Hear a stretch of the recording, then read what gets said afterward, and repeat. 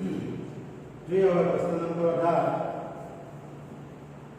જો fx બરાબર માનાંક x તો સાબિત કરો કે f ડબલ ડેશ x તમામ એક્સપોનેન્ટ સ્ક્વેર માટે અસ્તિત્વ ધરાવે છે અને f ડબલ ડેશ x શોધવાનું છે। હવે અહીંયા માનાંક છે એટલે થોડું આપણને એમ લાગે કઠિન જેવું, પણ એમને પહેલા વ્યાખ્યાયિત કરી દઈએ આપણે fx ને।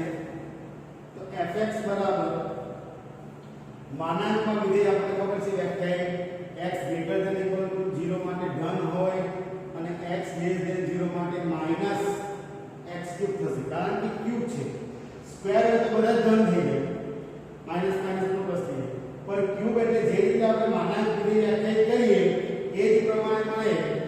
માનાંક વિધેય આ પ્રમાણે આપણે વ્યાખ્યાયિત કરીએ minus x greater than x less than 0 અને x greater than equal to 0। પણ આ વિધેય પર આ રીતે વ્યાખ્યાયિત થશે, કારણ કે ક્યુબ છે એટલે આ પ્રમાણે થશે।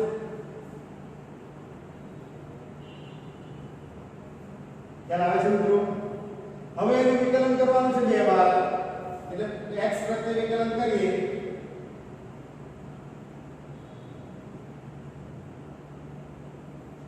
માટે f dash x is equal to આનું કરી દઈએ -3x² x લેસ ધેન 0, આનું થઈ જાય 3x² x greater than equal to 0। આપણે શોધવાનું શું છે? f ડબલ ડેશ x પ્રત્યે ફરી વિકલન કરીએ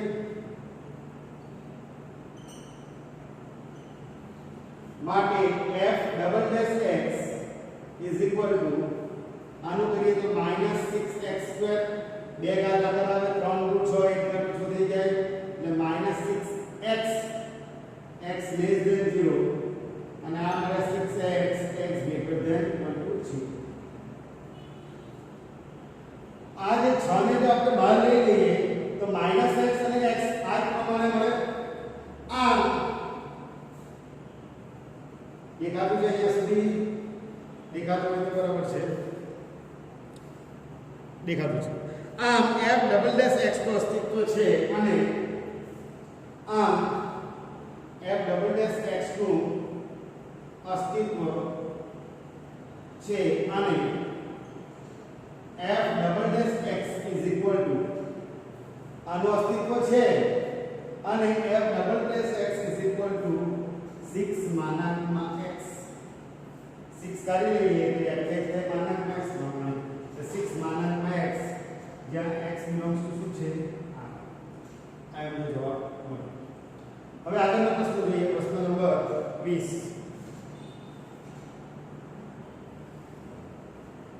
જે પ્રશ્ન number 20 sin a plus b બરાબર sin a sc plus cs આપણે ખ્યાલ છે મિત્રો, sin a cos b cos a sin b ની સત્યાર્થતા સ્વીકારી વિકલનની મદદથી વિધેય cos વિધેયનું સરવાળાનું સૂત્ર આપણે મેળવવાનું છે, એટલે કે cos a plus b આપણે મેળવીશું। જોઈએ ઓકે, અહીં શું આપેલું છે? sin a plus b બરાબર આપેલું છે sin a cos b cos a sin b। x પ્રત્યે વિકલન કરીએ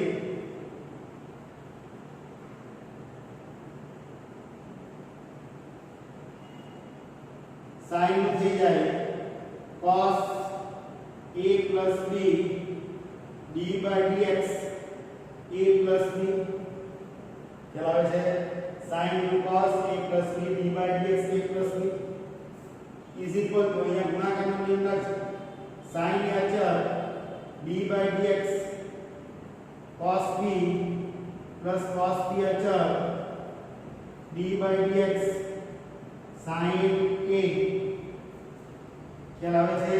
પ્લસ અહીંયા લાગશે cos a અચળ રાખીશું d/dx sin b plus sin b અચળ d/dx cos a ગુણાકારના નિયમ પ્રમાણે આ રીતે લખાય। ચલ માટે cos a plus b જેવું છે તેવું રહેવા દઈએ, આનું વિકલન શું થઈ જાય? dA/dx a નું થઈ જાય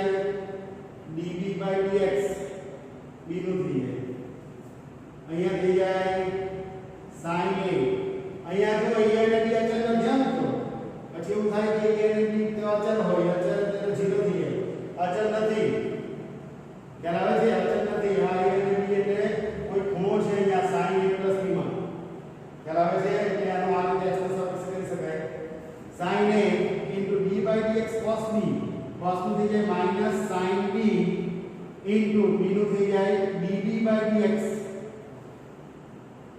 પ્લસ cos b sin નું થઈ જાય cos a into da/dx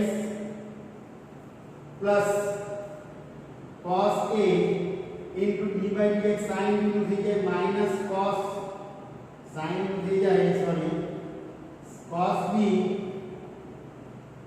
b into db/dx plus sin b અચળ cos a નું થઈ જાય minus sin a da/dx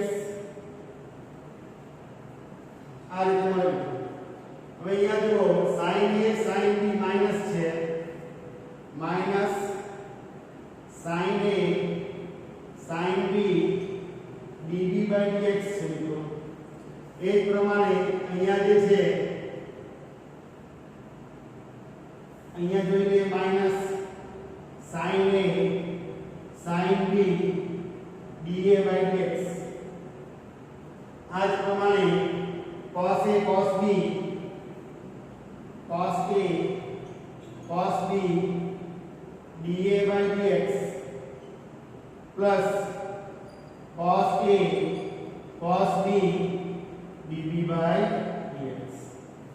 અહીંયા જે આપણે minus sin a sin b સામાન્ય લેશું મિત્રો minus sin a into sin b એટલે કૌંસમાં મળે da/dx plus db/dx. આ જ પ્રમાણે આ બે પદ છે જેમાંથી cos a cos b સામાન્ય લેશું plus cos a cos b સામાન્ય એટલે અહીંયા પર મળે da/dx plus db/dx. હવે આ જે છે એમાંથી da/dx plus db/dx સામાન્ય લેશું એટલે કે da/dx plus db/dx સામાન્ય તો અંદર મળશે આપણને આ માઈનસ છે આ પ્લસ છે પ્લસ પહેલા લખીએ cos a cos b minus sin a sin b. તો દેખાય છે મિત્રો અહીંયા દેખાય છે cc ss cos a plus b નું સૂત્ર દેખાય છે. ખાલી આ વધારાનું જે છે એને આપણે કાઢી નાખીશું એટલે આપણને અહીંયા મળશે cos a plus b da/dx plus db/dx is equal to da/dx plus db/dx. આ મળે આપણને cos a cos b minus sin a sin b. હવે અહીંથી બંને તરફથી આ કેન્સલ થઈ જાય એટલે આપણને મળશે cos a plus b is equal to cos a plus b is equal to cos a cos b minus sin a sin b. તો આ રીતે cos alpha plus beta is equal to cc minus ss આપણે વિકલનની મદદથી પણ આપણે આ મેળવી શકીએ. અહીંયા સ્ટોપ રાખીશું મિત્રો.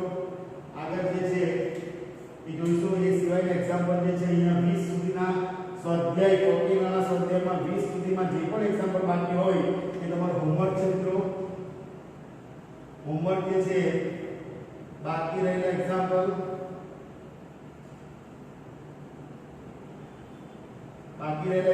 અને ઉદાહરણ જે છે એ કયા કયા ઉદાહરણ બાકી છે એ તમને હું હોમવર્કમાં અલગથી મૂકી દઈશ. ધન્યવાદ. હવે આવતી